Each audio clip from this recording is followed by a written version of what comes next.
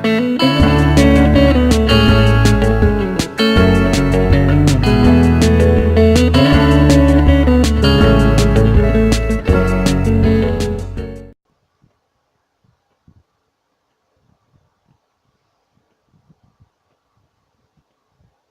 guys, welcome back to Play Across the Void, Chapter 14. With the city being bombed around you, who will make it out alive? Well, we're gonna have to see if this book is any better since it went on hiatus. Hopefully.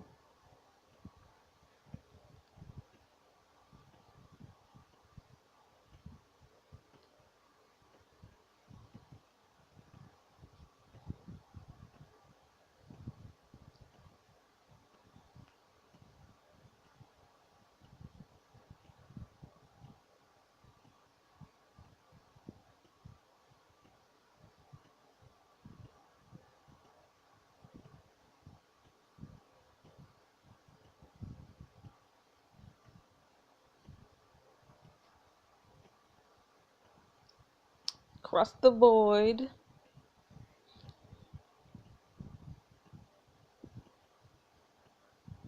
Chapter 14, Under Fire.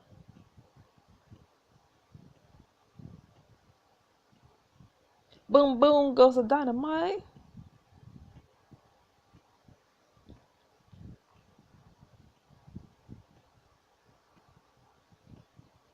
Now playing as Phoenix. The platform quakes beneath your feet as you watch the Senate building explode in a ball of fire. Your ears ring as the smoke shifts into a familiar symbol. It's the same symbol the assassins on the Atlas wore. The explosions were big enough to wipe out several blocks. I know this can't be real. I've had a bad feeling since we landed. No one could have survived that. The assassins on the Atlas weren't the end of it. They must have been waiting here in case the attack on the ship failed. Watch as a piece of the center roof collapses, sending a cloud of debris into the air. We gotta help. Just because they were targeting Lara doesn't mean her and Eels were actually inside when the bomb went off, right? Your voice breaks as Zeke nods empathetically. You're right, they could still be alive. A series of bombs detonate in the this is you take off running down a walkway. Zeke lands behind you, hobbling as quickly as he can while clutching at his wounded leg. Phoenix, watch out! One of the buildings near the walkway topples in front of you, crumbling down overhead. But before he can hit you, Zeke pulls you back towards him to safety. Thanks, that was too close. You glance at the gaping hole in the walkway, revealing you from across to the other side. Small cracks start to spread out towards your feet. What should we do? That what? Help me grab that beam. Zeke picks up one end of the fractured arc on the floor while you lift up the other. You throw it across the gaping walkway as a makeshift bridge. Go ahead, I'll hold it steady. Carefully step onto the beam, moving across it to you safely on the other side. Alright, your turn, don't worry, I got you. Tentatively, he inches onto the beam. Before he could take another step, the sound of cracking echoes through the vast space. Uh-oh. Zeke, run! He lands across the beam as fast as he can, throwing himself across as the platform crumbles behind him, and he crashes down beside you on his hands and knees. Hope I never had to do something like that again. It feels like my heart is about to burst out my chest. After getting safely to the walkway, you and Zeke can make your way down to the Senate building, only to find a huge pile of rubble blocking your path as the streets are consumed by flames. There's gotta be another way around. Phoenix, what if no one?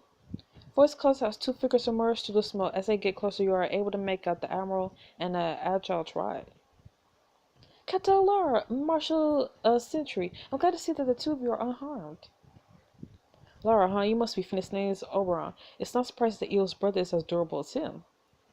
Hi. We actually came down here looking for my brother and the Senator. Have you seen them? I'm sorry, we haven't, but MATARA needs to be evacuated immediately. The entire planet is under attack. We've been gathering as many survivors as we can. A few of them say they're former Atlas passengers. Judging by how high maintenance they are, I took them at their word. How can you joke at a time like this? Hundreds are dead or missing. Find a way to laugh is the only way I stay sane on days like this. I hear you, brother. A tall spire stumbles out of the smoke and you instantly recognize Adara. She helps Leona navigate her hover chair through the destruction.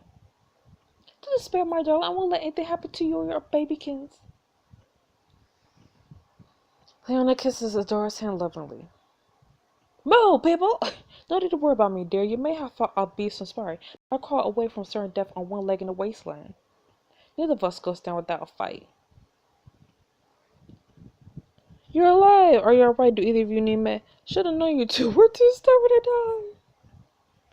We should probably get you checked out just in case. Marvelous. I want to make sure Leon and Warren are the pinnacle of health. Of course, we'll make sure they're well taken care of. Admiral Demos moves close to you, lowering her voice so only you can hear. Kaitlyn, there's not much time. Orion and I start leading the Severus to the Atlas. What about my brother? He and Lyra could be trapped. Do what you must, but the rest of us have to go while we still can. She passes your arm sympathetically, then begins leading the others back to the way you came. I'm not giving up yet, ZK. Neither am I. I'm right here with you into the end, Phoenix. Just then, mirror open around a crawl out of a nearby window covering his suit. Help! Octane is trapped! Blundering fool is going to get himself killed. What happened? Where is he? We tried to get him into the peace talks, but they wouldn't let us inside. Octane climbed up to the roof to see if we could get a better view. You crane your neck as you look up, shielding your eyes from the harsh light of the fire as it climbs higher up the building. Please, someone help me! He waves his arms frantically, jumping up and down the roof of the building, nearly consumed by flames. He doesn't have much time. We need to do something fast. Frantically, you search for anything that can help. A glint of metal illuminated by the fire gleams from beneath a pile of rubble. You peer closer to see a grappling hook pistol. Grabbing the grappling hook pistol will allow you to use it to save Octane, gaining you passion points as well as future battles. The fire spreading too quickly. Even if we managed to get to him, there wouldn't be enough time to get us back down. He's our friend. We can't just leave him to die. This is barbaric. Octane needs... The building explodes in a hail of debris and smoke, fire shooting up into the sky. Oh well. Octane, he's gone. I think it's time to go. But we said we wouldn't leave before we found Eos. If we don't leave now, I don't think we ever will. The ground shifts beneath you and you use ZK's arm to steady yourself. You not slowly. Okay, let's go. Wave your arm over your head to signal to the others as part of the sidewalk falls to a growing chasm below. Everyone run back to the Atlas. As the street collapses into rubble around you, you flee with the others at your side. Now playing is ill, smoke fills your nose and mouth as you open your eyes, and you cough as it reaches your lungs. As you sit beneath the rubble at the center of the building, removing debris from your upper body, you find your legs trapped under broken pieces of the marble steps. What? You lean forward and grab a metal support being wedged beneath your piece of stone on top of your leg, making a fulcrum. Carefully, you shove the closest part of the beam down so it bears the weight of the largest stone and momentarily release off your thigh. Ugh. As quickly as you can, you yank your lower body out from under the rubble. Your eyes widen as you gaze around horror, scanning the structure for any signs of life. Lyra, where are you? You call out again as loudly as you can, but the only noise you hear is your voice echoing through the crumbling marble pillars. Please, Lyra, be alright. After combing the area for several minutes, faint sound reaches your ears. Eels, up here. Glancing up, you see Lyra clutching onto a portion of the roof, balancing on the long, cracked pillar. The surrounding roof has been ripped apart. Lyra, are you hurt? Can you get down? The blast of the explosion must have thrown me up here. Every time I move, the entire structure wobbles. Examine the pillar more closely, knowing its proximity to a nearby ledge, along with several other pillars, all broken at varying heights.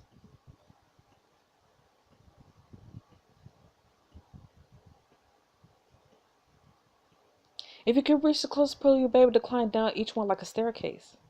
How can I make it off this pillar without knocking it over? You have to jump and hold it steady. Grip the best space of the pillar she's trapped on, holding firm as she leaps to the nearest pillar. Wobbles slightly against you, then steadies. Lyra lands on one foot, straining her posture as she holds her balance. You made that look easy, even elegant. Good posture and balance are important parts of training to be an empress. She steps slightly onto the top of the next pillar, moves slowly down as the pillars grow shorter. Really, did you stop books in your hand and walk across the room with them? No, but I did have to float down the river on a lily pad on one leg without letting the water splash me. She continues down until she lands safely on the ground. Nice. I never would have guessed royalty training could be used as survival skills. Life as Empress is known to be full of surprises. Almost after Lyra is on the ground, the pillar she was perched on crashes to the remains of the Senate building. A ball of fire bursts out of the top just above your heads. Ah! You pull Lyra close to you, shooting her body from the force of another blast. The buildings around you go up in a fiery blaze. The sounds of explosions ripple through the city in the distance. No one on the planet is safe for you anymore. We have to get you off-world. Lyra clutches your shirt collar as another explosion shakes the rumble beneath your feet. If we open the emergency lid beside the center bin, it will take us to the landing platforms. Anything that gets us out of here sounds good to me. It should be just over there. Lyra treks across the demented surface when you're trailing behind. She yanks open a large door in the ground, casts a business stone inside.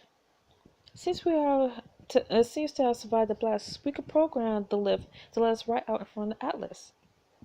Perfect, let's hope they haven't left yet. A few minutes later, you and Lyra emerge from the lift and onto the now partially destroyed platform, where the Atlas is about to take off. Stop, wait for us! Phineas emerges from the ramp as his shoes open. He races across the platform towards you. Eels, you're alive! He throws his arms around you, squeezing tightly. Brother, I'm so happy to see you. I hope you weren't trying to leave. So you were almost successful. Next time I have to be faster. Your brother entangles himself in your embrace. There'll be plenty of time for this lair. I got to get everyone off MATARA. As you and Lyra walk up the ramp beside Phoenix, you feel the doors close behind you and Alice soar into the sky. After Phoenix has excused himself to head to the bridge, Lyra turns to view to look out the viewport. Bright flashes light up the planet's surface as explosions continue. I came here hoping to forge a path to peace. Instead, we found nothing but more violence, more death. And in this world won't be easy. But I know if anyone can pave the way, it's you. If only your confidence in me was enough. This isn't me being blind by how I view you. Everyone can see how capable and amazing you are. There's no one else like you. You rake your hand down your face, steeling yourself for what you say next. When I woke up after the explosion, I thought you were gone. This past year, I have survived 3 attempts of my life. I must be harder to kill than my pursuers think. Whether it's luck or skill you hear, and you should enjoy every minute of that victory. Much of that instinct, see, it seems only fitting you should join me. Would you care to help me get started properly? No. What? I think I need to head back to my quarters and wash this suit off me. I should probably do the same. She starts to turn away but stops herself. Good night, Marshal Lara, and thank you for everything. It was nothing. We got to stop making a habit of risking each other. She lets out a small laugh that continues down the corridor, ashes drifting down from her dress onto the floor.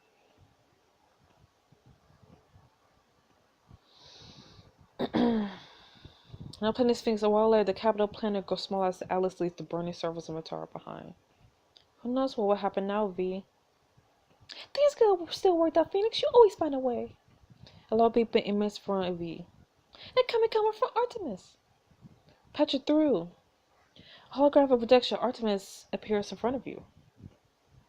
Captain Laura, I see that you made it off the planet attack. I barely made it out in time myself. Did the Atlas take any damage? No, it didn't. But aren't you worried about the crew?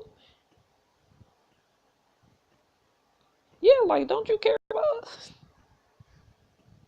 You're fine, by the way, but we had to offer passage to many former passengers and other survivors. Some of them are injured, and Octane was killed during the bombing fallout. That's terrible news. I'll notify his family. Be sure to mention that he wasn't officially a passenger of the Atlas at the time. Wow, girl, wow. The sound of leaves rustling caused you to turn to see the Emperor standing in the doorway. I don't mean to post, but I was hoping you had yet to chart a new course. I was supposed to discuss the matter with Captain Lara. Did you have something in mind? Cinder nods to clasp her hands together in front of her.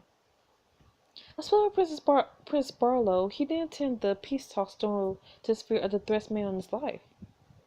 Well, he wasn't wrong about the danger. Barlow has vital information about the attack on MATARA and believes he could convince the German vanguard to lay down their arms. Do you know what it is? No, we can't risk it being intercepted. Prince Barlow is also worried about the safety of the epoch. They try to avoid any conflicts. I've called a summit to Cyber, which can offer us the protection we need. There we can get everyone to sign the documents to end this war. The time for talking is over. We must have peace. Dallas would be happy to escort the Prince to Epoch. Having another war passenger on board would do wonders for Bennett and whatever. Escort prince. I hope he's good looking. Sounds like we'll need more security. Whatever. I can't say no to a handsome prince, though. I doubt he'll say no either. He has quite the reputation. Artemis beings of the Empress. Let's settle then. Captain Lar will set a course for Epos, then escort you and Prince Barlow to Cyber. Thank you, Artemis. The fate of the galaxy depends on this. As the center leaves, Artemis turns back to you. Epos are notoriously particular about the customs. It's important to show Prince Barlow that you respect the ways of his planet. Of course, Artemis, I'll make sure his journey is comfortable and put him in the right state of mind for orchestrating peace. That's what I wanted to hear. Good luck, Captain Lara, and be sure to dress appropriately.